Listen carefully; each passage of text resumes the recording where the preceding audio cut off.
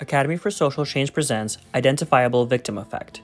On May 25, 2020, George Floyd was killed when police officer Derek Chauvin knelt on his neck for over 8 minutes during an arrest for allegedly using counterfeit money.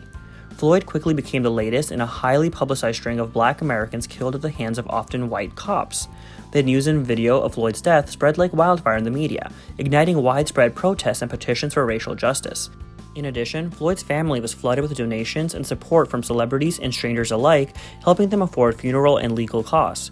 While the outpouring of support for Floyd's family is nothing short of amazing, their aid is disproportionate to that given to other victims of racial injustices. George Floyd is now a household name, but there are innumerable others who have met a similar fate and will never see the same direct assistance that Floyd's family did. The disparity of assistance given to Floyd's family over others in similar situations can be attributed to the identifiable victim effect. The identifiable victim effect is the tendency of people to offer greater assistance to specific individuals in demonstrated need rather than a large, ambiguously defined group with the same need. Being able to put a face to the name of a victim, so to speak, and directly observing their hardship elicits more sympathy than large groups whose members are not all easily identifiable. It is easier to identify a single victim of hardship than to grapple with abstract statistics describing the same hardship for whole populations of people.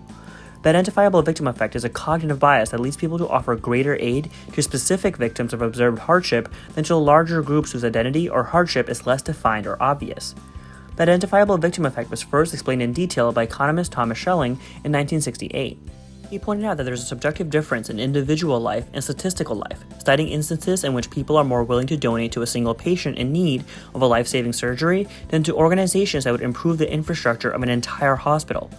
Schelling implied that the reasoning behind this is the sense of responsibility or blame a person might feel in a situation where life is at stake. In the previous example, the patient in need of a surgery is already a victim, so donors feel more responsibility to take action and more blame if something goes wrong. On the other hand, donating to the infrastructure of the hospital might help future patients who are not yet victims. It is easier for people to rationalize helping those who need immediate help over those who may or may not need help in the future. The image of the present patient is more vivid in the eyes of the donor, whereas the image of future patients remains to be seen. Assisting the present patient will have a sure effect on their outcome, but it seems less certain that current assistance will help future patients. The identifiable victim effect is a helpful cognitive bias in that it leads people to render aid to those who really need it. However, while contributing to individual victims of societal issues is respectable and should not be discouraged, it is important to consider the larger systemic issues that might be at play in such situations. Aid campaigns employ the identifiable victim effect to solicit donations to their organizations. You have likely seen infomercials that portray images of abused animals or impoverished children in Africa with taglines that claim your small donation can help animals or children just like this one. These campaigns play on audience's sympathy towards the victims shown in the commercial, but in reality do little to change the systemic problems that create those victims.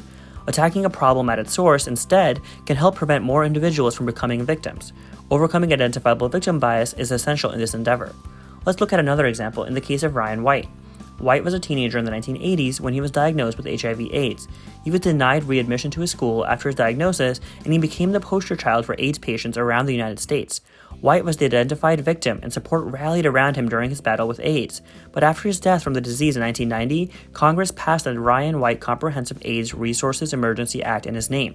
To this day, this legislation remains one of the largest federally funded programs to provide support for HIV/AIDS patients and their families. The case of Ryan White showcases how the identifiable victim effect can be surmounted to generate positive outcomes for entire populations in hardship rather than one select victim. Now it's your time to think further. Can you think of any other instances of identifiable victim bias affecting the attention given to social issues?